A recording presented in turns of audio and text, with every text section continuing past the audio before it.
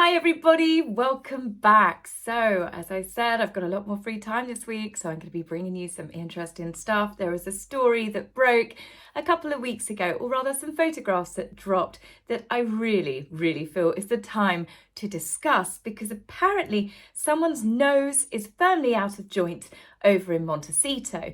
Now, obviously, a lot of the stories that we hear, it's sources, it's friends, we never really know if it's true. But this is all to do with Harry being jealous about David Beckham's friendship, not just with his brother and the Princess of Wales, but also the King, who has recently appointed David Beckham as a new ambassador for the King's Foundation. Not to be confused with the King's Trust, that is a separate entity. But the reason why I believe Harry might be quite upset and jealous over it is because of Harry's own words. Whenever Harry has given an interview, we had the main Oprah one with Meghan, then we had the Me You Can't See, we've had Spare, we've had Netflix. We've had a lot of Harry's own words that have been shared extensively with the public over the last 5 years. And one thing that is consistent throughout all of their stories, no matter how many times they change their history, and there are many different versions of what may or may not have happened, one thing is always true, and that is Harry has a lot of resentment and a lot of jealousy.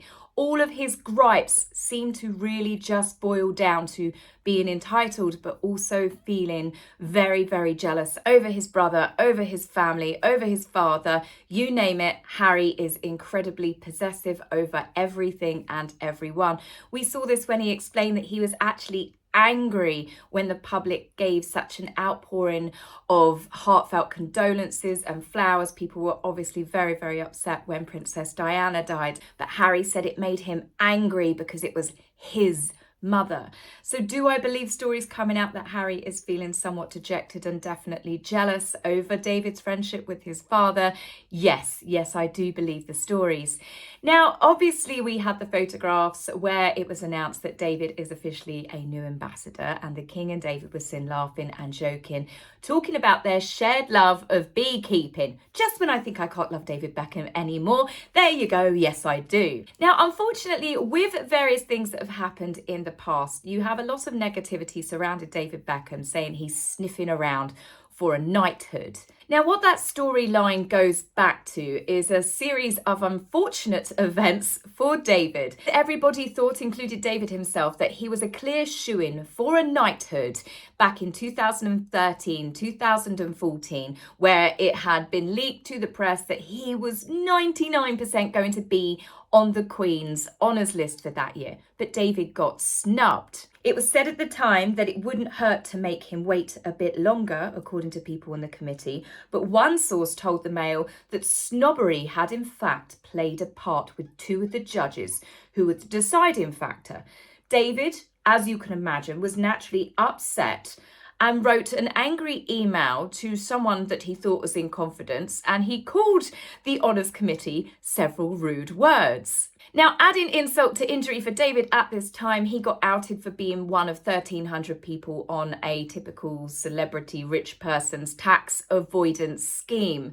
A member of the Bank of England was also taking part in it. Now, whilst it was deemed naughty, it wasn't exactly illegal. It's one of these privileges that rich people or corporations, they don't have to pay as much money to the tax man as, say, well, the rest of us plebs. But that being said, David, after all of that kicked off, he did change where he was paying his taxes, and I think the following year had paid something like 11 million. So I think after he had his fingers burnt, David and Victoria tend to stay above board with things like that. Now, obviously, David was very disappointed that he got overlooked for this knighthood. He'd already been given an OBE by the Queen in 2003.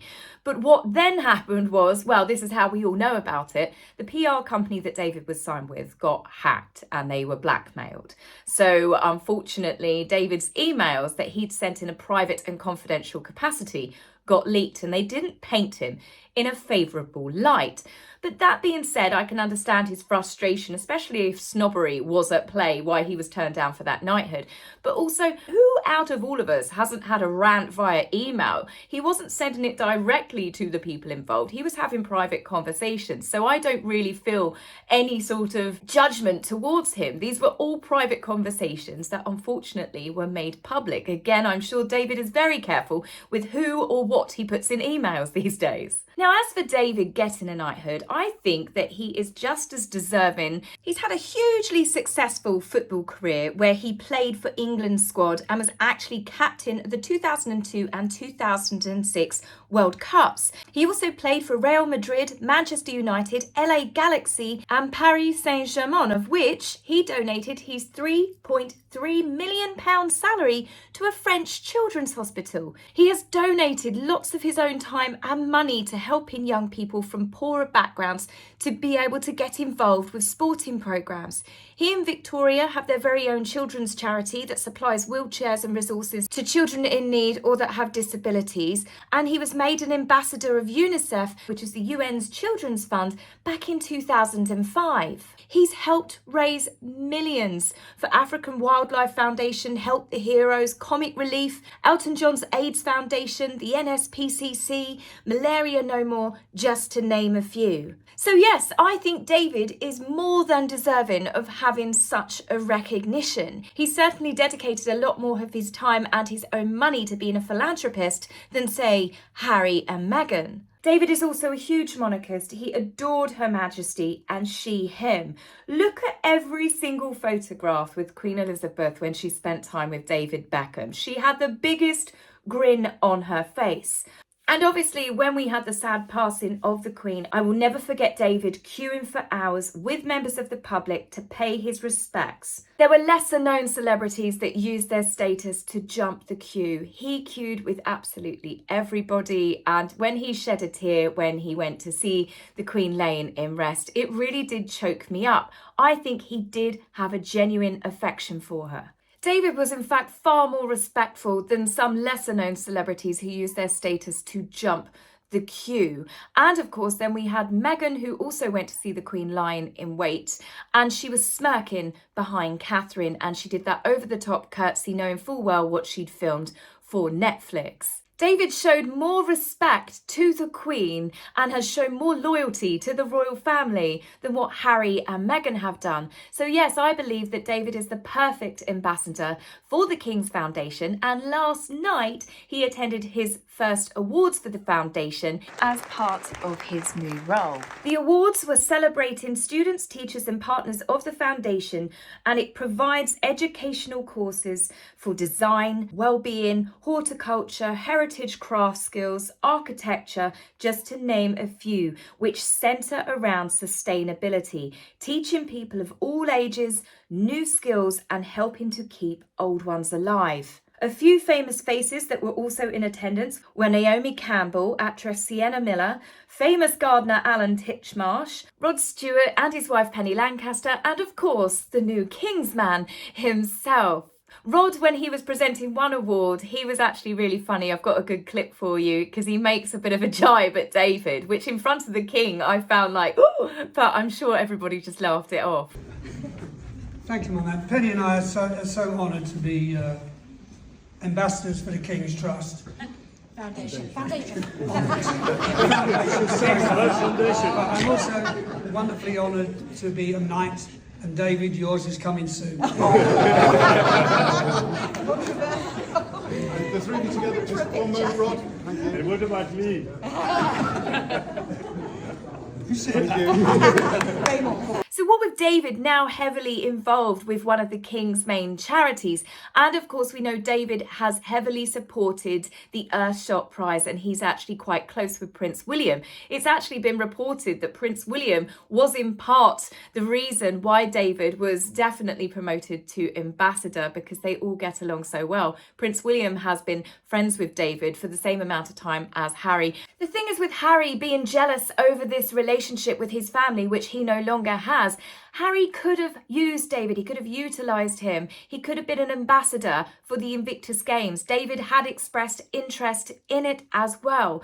But Harry, much like his friends and his family, the moment he met Meghan, everything changed. The fallout with the Beckhams is a huge story, and it all started not long after the Beckhams had allowed Meghan to stay in one of their mansions so she could have some rest and relaxation away from the circus that was the run-up to the royal wedding. Meghan convinced Harry that Victoria was selling stories on her to the press, which involved Harry ringing David and, of course, accusing Victoria. As you can imagine, when that made it magically into the media and newspapers ran the story, can you imagine how embarrassed and angry and hurt Victoria and David were? Especially because the story came about, apparently Victoria selling stories on her, when Victoria had actually done something very nice for Meghan. She got in touch with her friend Sarah Chapman, who was a very well-known beautician that did expensive facials for the rich and famous.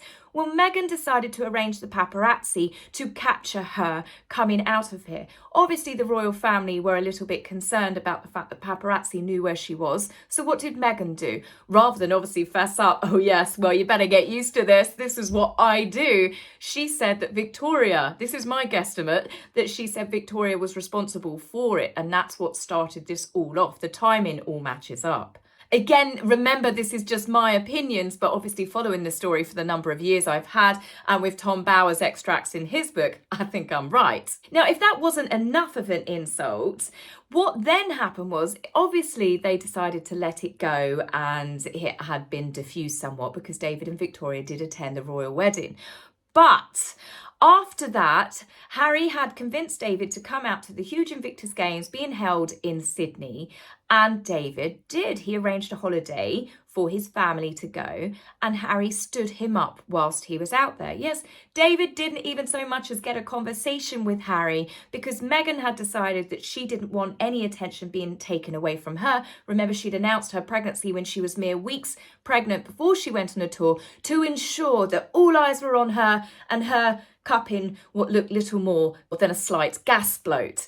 Yes, Meghan was apparently so jealous of the thought that Victoria could at least steal some headlines from her. She made Harry completely blank his friend who had flown especially out there to take part in the games. Now, I do think that Harry has come to regret this years gone by, because we did see Harry go to an Inter Miami game, but David made sure that he stayed down with his players. He had no intention of going up there. We saw Harry, who was hamming it up for the cameras. Obviously, he went there knowing, because Lionel Messi was playing, it was going to be a huge, huge game attracting all sorts of celebrities.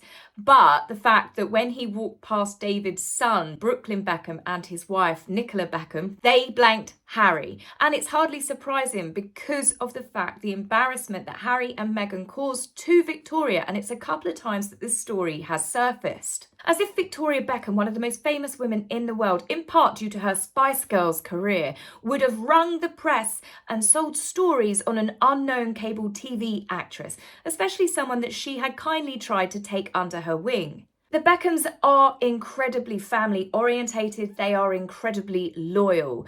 Everything that Harry and Meghan are not. Now, there's been so many stories running that Meghan is desperate to copy the success that David and Victoria have, what with Netflix, what with book deals, but as we're seeing, they haven't got a hope in hell of replicating even a fraction of the success that David and Victoria have. The Beckhams have not only been hugely successful in the UK, but they cracked America. They are friends with Hollywood stars and have been for a number of decades. Saying they have celebrity friends in high places is a bit of an understatement. In last year's Sunday Times Rich List, David and Victoria were valued at $540 million and gaining every single year. They seem to be going up and up and up, whereas Harry and Meghan, as we know, that's more. Now, naturally, because everybody loves a good celebrity feud, the media are trying to push stories that Victoria's actually laughing about the failure, which is RO, American Riviera Orchard, which Meghan has, funnily enough, lost even more followers. I mean, she announced it 90 days ago for a start, and she has done nothing to promote it. Even their hugely successful tour to Nigeria, you think that she would have thousands, if not hundreds of thousands of more followers on her Instagram account. She's actually got less than when she went to Nigeria, which tells me all of the fans and the people that fell in love with her in Nigeria, they were quite clearly already fans before she even got on the plane. Now, something tells me that Victoria isn't even batting an eyelid at Meghan's what's quite clearly going to be another scrap heap pile failure. I still find it funny, the big hoo-ha that was created about this launch. She gave out 50 jams and only 10 people came forward. Not even the queen of Instagram promotions, Serena Williams, had even promoted Meghan's jam. It obviously fell flat with a lot of people, or a lot of people saw through it and said, we don't want to be used for Meghan's own PR, which is exactly what I said it was all about back when she launched it. Other comparisons are naturally being drawn up as well, with the Beckham's successful Netflix show saying, oh, well, obviously Harry and Meghan were also successful. Well, there's varying degrees of success when it comes to their docuseries. Harry and Meghan, to this date, have had 72.9 million people watch their love story, and it was launched on the 8th of December 2022.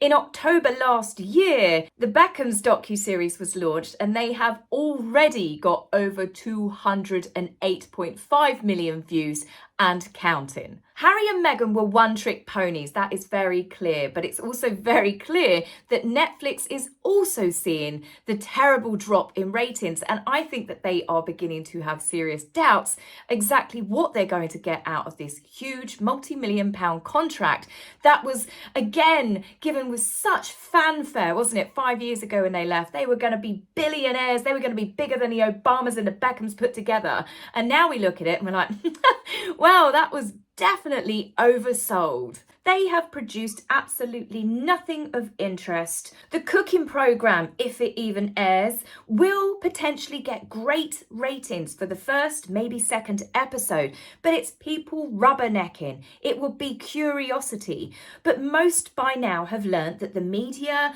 that Twitter or X, whatever you call it, YouTubers like myself, we will watch it for you, we will dissect it for you, and we will give you the best bits so you don't have to. Even when I think about this cooking programme, I can't see what she can offer. She has been named as being a notoriously bad cook herself. And as for getting celebrities on, I'm sure Netflix can pull in some big names. But we know what Meghan's like from archetypes. She'll just overtalk them. And Harry's not going to fare much better, is he? He's doing a documentary on one of the most elitist sports in the world. It sounds completely boring. I mean, Lord forbid he actually talks about how people should look after their ponies. That's one story. But otherwise, unless you're interested in polo or you're really a desperate fan of Prince Harry, which I'm sure is a dwindling pool of people, then I just don't think they're going to get any sort of big ratings on that either. It was only last year that Netflix's chief content executive, Bella Bajaria, said they had several major projects in the pipeline. And I'll quote her.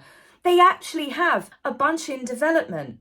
They have a movie in development, a series that they are working on. So all very early development. With a movie, a TV show, and a couple of unscripted shows. But yeah, the movie's great. Well, that fills you with so much confidence, doesn't it? Like, but yeah, they got some stuff, but yeah, oh yeah, the movie's great. I'm pretty certain with the fact that Harry and Meghan are constantly at music concerts, going on holiday, fake royal tours, pap strolls, polo matches, that they don't exactly have a lot of time on their schedule. Oh, of course, and in between, they're showing up to do good. But of course, as we know, that was last year, and now we are almost halfway through the final year of their huge contract, and they've got absolutely nothing to show for it.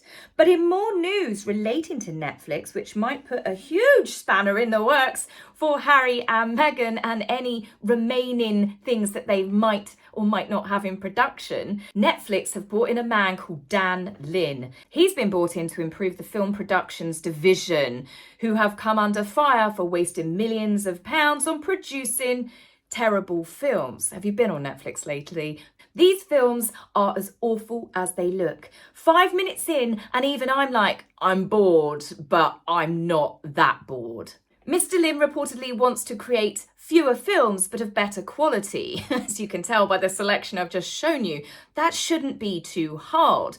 But where this is going to cause problems for Meghan, if she is going to have creative control over Meet Me at the Lake, which is the film they're apparently working on, to make this film a success, she's certainly going to have to raise the bar of the certain level and standard and quality of romantic films that are currently on Netflix. And there's a problem with that. We know how Meghan acts in romantic films. We know the type of films that she starred in herself. And we know her preferred style of sugary, vomit-inducing storytelling. I personally think, much like the animated series Pearl, I don't think it's going to make it so much as into the script stages without it being cut. So as for all of these comparisons with Victoria and David and how Harry and Meghan are going to compete with them, or they want to compete with them, whichever story that you are reading, David and Victoria aren't just in a different league, they are playing a completely different game to those two.